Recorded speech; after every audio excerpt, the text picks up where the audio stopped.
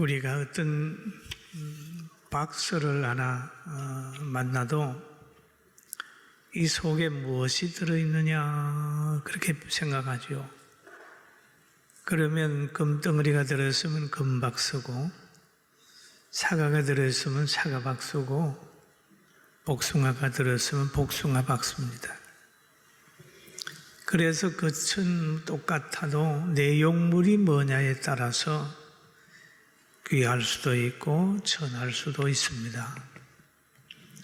우리가 또 시간이 지나면 오늘 참 좋은 시간 보냈어 라고 하는 날도 있고, 오늘 좋은 날 보냈어 그런 날도 있죠.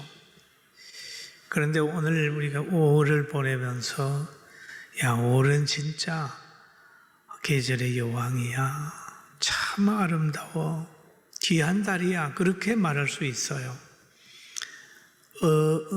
어린이 주간이 있죠. 또 어버이 주간이 날이 들어있죠. 또 스승의 날이 있죠.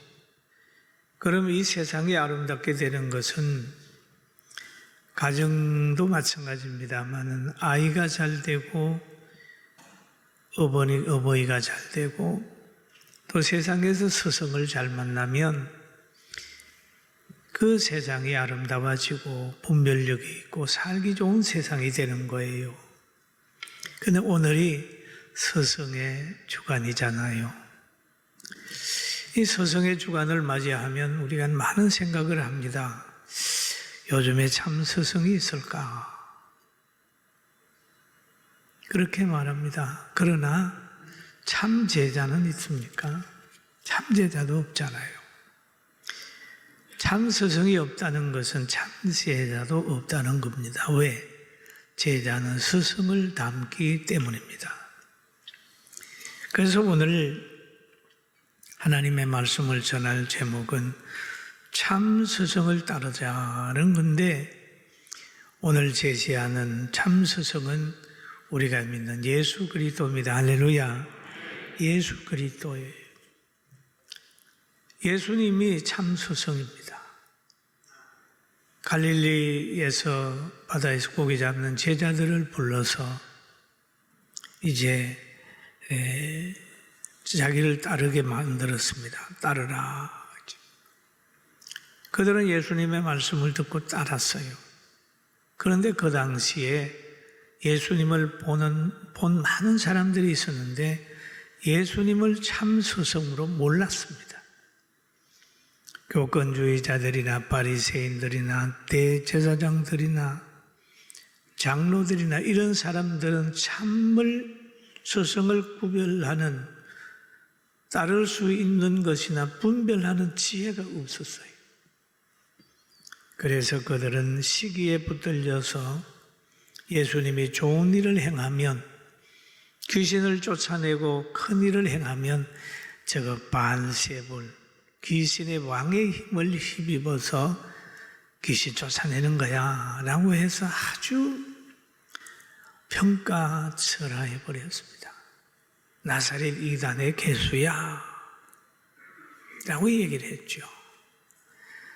여러분, 우리가 참 스승이 없기도 하지만은 있다 할지라도 참 스승을 알아볼 수 없는 시대에 살고 있다, 이렇게 보는 거예요. 예수님 때에도 예수님은 빛이시고 진리고 길이고 생명인데 그걸 보면서도 눈이 어두워져서 모르는 거예요. 그러나 오늘 하나님 은혜 입은 우리 성도들은 하나님의 말씀, 성경을 하나님의 말씀으로 믿고 참 스승 되신 예수님을 잘 따르는 분별력과 지혜가 있기를 주의 이름으로 축원합니다. 그럼 예수님의 교훈은 참 스승의 교훈이요 지혜요 사랑이었다, 이렇게 보는 거예요. 그리고 예수님의 교훈은 우리가 상상하지 못할 근세를 가지고 계셨다, 그렇게 봅니다. 그의 말씀은 창조력이 있고 그의 말씀은 회복력이 있고 그의 말씀은 기적을 늘 가지고 왔습니다. 없는 데서 있게 하시는 능력을 예수님이 가졌어요. 그리고 예수님의 교훈은 사람의 교훈하고 많이 다릅니다. 사랑하는 제자들을 불러서 자기를 따르게 한 다음에 팔복을 가르쳤어요. 팔복. 심령이 가난한 자는 복이 있나니 천국이 저희 계시며. 그러면 이 말을 다시 한번 깊이 보면 천국을 사랑하는 사람, 천국을 소유한 사람에게는 늘 심령이 가난해 있다는 거죠. 그럼 심령이 가난하다고 하는 것은 뭡니까? 늘 영적으로 성장하려고 노력하는 사람이 천국을 소유한 사람이에요. 교회 안 가고 말씀도 안 듣고 기도도 안 했는데 갈급함이 없다면 이건 진정한 천국을 소유한 사람이 아니지요. 살아있는 사람에게 음식을 요구하듯이 천국 백성에는 늘 영적으로 심령의 낙을 누릴 수 있는 성령의 감동과 기도와 말씀을 요구하게 되어 있습니다. 할렐루야. 그래서 심령이 가난한 사람은 복이 있다. 그리고 쭉 팔복에 나타난 걸 보면 애통하는 자는 복이 있나니 온유한 자는 복이 있나니 의에 줄이고 목마른 자는 복이 있나니 긍휼히 여기는 자는 복이 있나니 마음이 청결한 자는 복이 있나니 합평케 하는 자는 복이 있나니 의를 위해 박해를 받는 자는 복이 있다. 가만히 보면 우리가 육성을 가지고 있는 사람들은 별로 복이 있는 것 같지가 않잖아요. 그잖아요. 애통하는데 무슨 복이 있겠어요. 온유한 자가 복이 있다고 얘기를 하지만 온유한 자의 삶은 상당히 힘든 삶입니다. 왜냐하면 너무 가격한 사람들이 너무 날뛸 때는 온유한 사람이 상당히 힘들어요. 여러분 저 산에 온유한 짐승이 있다면 세렝게티 초원에 온유한 짐승이 있다면 그 짐승은 쫓겨다닌다고 다니다가 그냥 생을 사는 거예요. 그럼 우리가 보기에는 사자나 호랑이나 악어나 이런 것들이 멋있게 보일 수 있어요. 왜냐하면 막 잡아먹으니까. 그리고 세상에 사는 것도 보면은 강하고 가지고 힘 있는 사람이 복이 있는 것처럼 보인단 말이에요. 그러나 예수님은 그걸 복이라고 얘기하지 않고 온유한 자가 복이 있고 다른 사람을 긍휼히 여기는 사람이 복이 있다라고 말씀하고 계십니다. 바로 예수님이 그런 분이고 예수 믿는 사람이 그런 사람이고 그렇습니다. 사랑하는 성도 여러분, 우리는 이 교훈을 받은 사람이니까 천국 백성이 된 줄로 믿게 되길 주의 이름으로 축원합니다. 그러면 여기에 보면 나로 말미암아라고 5장 11절에 이런 말씀이 있죠. 나로 말미암아, 예수님으로 말미암아 그 말이죠. 너희를 욕하고 박해하고 거짓으로 너희를 거스려 모든 악한 말을 할 때에는 너희에게 복이 있나니 기뻐하고 즐거워하라. 하늘에서 너희의 상이 큼이라. 너희 전에 있던 선지자들도 이같이 박해하였느니라. 여러분 예수님 믿다가 욕먹고 예수 믿는다고 박해받고 이런 거 여러분 싫잖아요. 그런데 예수님께서 말씀하시기를 그게 복이라는 거예요. 왜냐하면 세상 사람들은 항상 어둠이기 때문에 빛을 미워하는 것처럼 그렇게 미워하기 때문이라는 거죠. 그 예수님의 교훈을 보면 항상 하나님 중심의 교훈이에요. 부자가 복이 있다, 권력자가 복이 있다, 뭐 이렇게 얘기하는 것보다는 늘 하나님을 생각하면서 얘기했어요. 그리고 기도하는 것도 이렇게 얘기를 합니다. 마태복음 6장 33절에 보면 그런 정도는 먼저 그의 나라와 그의 의를 구하라. 그리하면, 그 전에 보면 이방인들은 늘 먹을 것을 구하고 입을 것을 구하고 뭐 권력을 구하고 편하게 사는 걸 구하는데, 너희는 달라라. 먼저 그의 나라와 의를 구하라. 그리하면 이방인들이 구하는 것까지 너희에게 채워준다고 얘기했어요. 우리는 이 지역 복음화를 힘쓰고 세계 복음화를 꿈꾸고 민족 복음화를 얘기하며 민족 복음 통일을 위해서 기도하고 세계 복음화를 위해서 꿈꾸며 기도하게 되기를 주의 이름으로 축원합니다. 이런 꿈을 가지게 되면 하나님께서 우리 육신적으로 사는 모든 것들을 다 해결해 주는 거예요. 이게 신앙 안에서 가진 믿음입니다. 여러분, 우리는 과거와 현재와 미래를 생각하고 삽니다. 과거를 부정하게 되는 사람은 현재에 대해서 굉장히 불편해합니다. 그 다음에 미래에 대해서 두려워하는 거예요. 같은 종류거든요.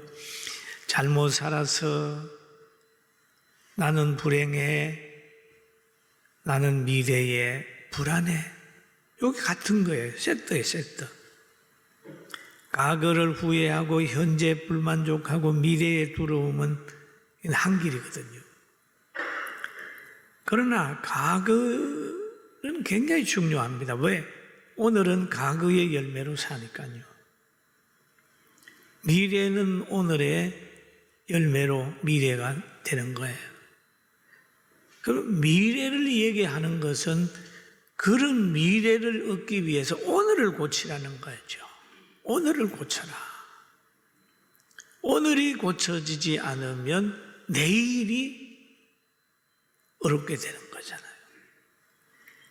그리고 과거에 하나님의 보호라고 하는 걸 믿고 있다면 오늘에는 감사가 생겨나요.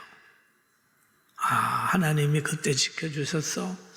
지금 내가 나된 것은 하나님의 은혜야. 그러면서 오늘에 감사하는 마음이 있어요. 그럼 오늘의 이 감사하는 마음은 미래에 대한 평화로움으로 기대를 가지고 미래를 맞이하게 되는 거예요. 그 생각이 뭐냐 하면 과거에도 지켜주신 하나님, 앞으로도 나 지켜줄 거야 라고 하는 생각 가지고 미래를 평안하고 기대하고 살 수 있어요. 할렐루야. 믿습니까? 오늘 중요한. 배너라고 하는 영화를 제가 보다가 그런 말을 해요. 그 사람이 유다가 하는 얘기가 생각이 났어요. 나에게는 미운 사람이 없다. 미운 사람이 없다. 여러분, 그리스도의 사랑을 가지고 있으면 미운 사람이 없잖아요. 대적해 온다 할지라도 그들이 몰라서 그런 거고 그들이 악령에 사로잡혀서 그런 것이지 미운 사람은 없다. 그러나 미운 사상은 있다. 그러나 성경이 말하잖아요. 너는 죄를 미워하지 죄인을 미워하지 말라고. 여러분, 우리는 모든 사람에게 복음 전한다는 가치관을 가지고 사랑의 사람 참 스승 예수님을 잘 따르는 제자가 됩시다. 할렐루야. 그리고 참 스승 예수님은 본을 보이셨어요. 본을 보이셨어요. 어떤 본을 보이셨느냐 하면 제자들의 발을 닦아주는 거예요. 너희가 나를 선생이라 또는 주라 하니 너희 말이 옳도다. 내가 그리하다. 내가 주와 또는 선생이 되어 너희 발을 씻었으니 너희도 서로 발을 씻어 주는 것이 옳으니라. 서로 발을 씻어 주는 게 옳으니라. 예수님이 발을 씻어 줬는데 너희도 서로 발을 씻어 줘라. 여러분, 서로 낮아지라. 서로 발을 씻어 주라. 내가 너희에게 행한 것 같이 너희도 행하게 하려 하여 본을 보였노라. 그랬거든요. 여러분, 우리 가르치는 선생님들 본을 보여.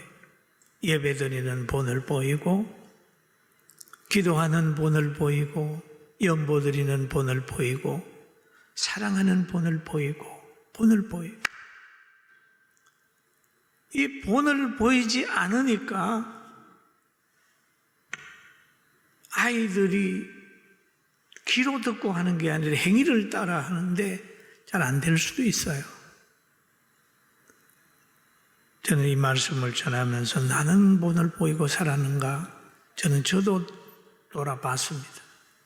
여러분도 함께 돌아보고 좋은 스승 예수님을 닮아갑시다. 아멘. 참 스승을 닮게 하는 거예요. 닮으라. 그리고 이 베드로가 또 물어보잖아요. 뭘 물어보냐 하면 저 사람, 예수님을 사랑하는 저 사람은 어떻게 되겠습니까? 그렇게 물어보는 거예요. 물어봐요. 물어보니까 베드로가 그를 보고 예수께 여짜오되 주님, 이 사람은 어떻게 되겠사옵나이까? 이 사람은 어떻게 되겠습니까? 예수께서 이르시되 내가 올 때까지 그를 머물게 하고자 할지라도 너게 무슨 상관이 있느냐? 너는 나를 따르라. 그런 말이죠. 상대의 관심 품지 말고 너는 나만 따라와. 때로는 남의 일에 관심 많이 가지는 사람이 있어요. 자기도 제대로 못하면서 누가 어떻고 이런 얘기합니다.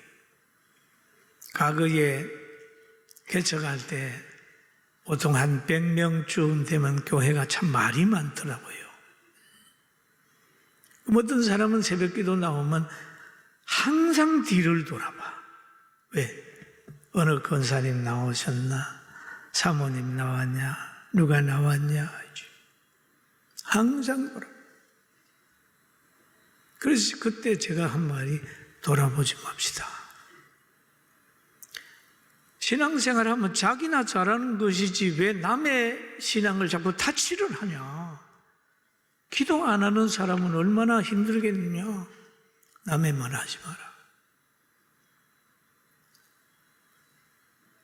내게 무슨 상관이 있느냐. 예수님 하신 말씀이 그러잖아요. 그를 머물게 하고자 할지라도 내게 무슨 상관이 있느냐. 너는 나를 따르라 하는 거죠. 여러분, 우리 남의 죄 간섭하지 말고 신앙생활 제대로 합시다. 아멘. 남의 죄 간섭. 자꾸 간섭.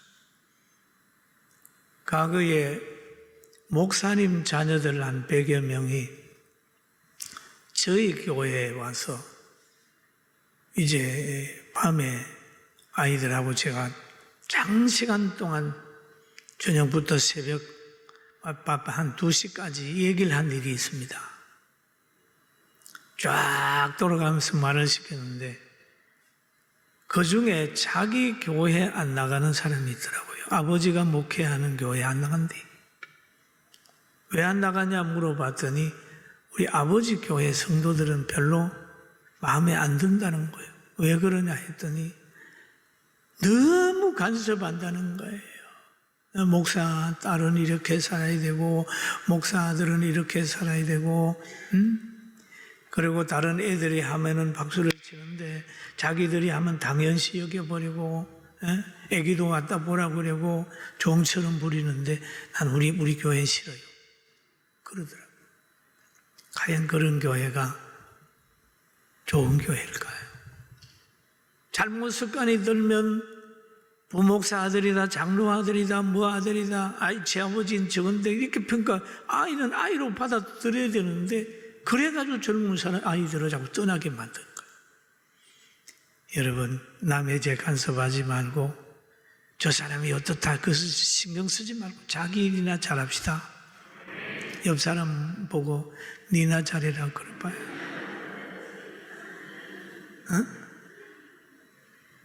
그렇잖아요.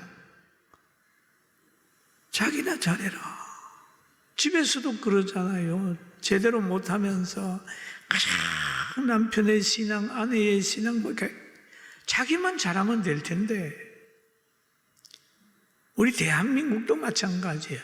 정말 교회만 잘하면 나라 살아요. 할렐루야. 교회만 잘하면 돼요. 그 나라도 마찬가지예요. 교회 보고 이래라 저래라 하지 말고 자기들만 잘하면 돼요. 잘하면 돼요. 다 자유 주고 기도 부탁하고 뭐 열심히 해버리면 우리 대한민국의 세계 속에 1등 됩니다. 할렐루야. 대단한 거죠. 그리고 여기에 예수님의 제자들을 보면은요, 성령을 받은 사람들은 어디 가도 봉사하는 거예요. 자기 일을 하게 되어 있습니다. 그런데 여기에 제자들이 또 그 말을 듣고 나서 말을 옮겼는데 21장 23절 한번 같이 읽어봅니다. 이 말을 시작. 이 말을 형제들에게 나가서 제자는 죽지 아니하겠다 하였으나 예수께서 형제들에게 하신 것이 아니라 내가 올 때까지 그를 머물게 하고자 할지라도 내게 무슨 상관이 있느냐 하신 것이라. 예수님이 하신 말씀을 또 이상하게 또 얘기한단 말이에요. 그래, 남의 관심에 있는 사람들은 때로는 말을 옮기는데 엉뚱하게 옮겨요. 엉뚱하게. 사랑하는 여러분, 오늘 우리는 장로로, 권사로, 집사로, 교사로 부름을 받았는데 에베소서 4장 11절에 보면 이런 말씀이 있습니다.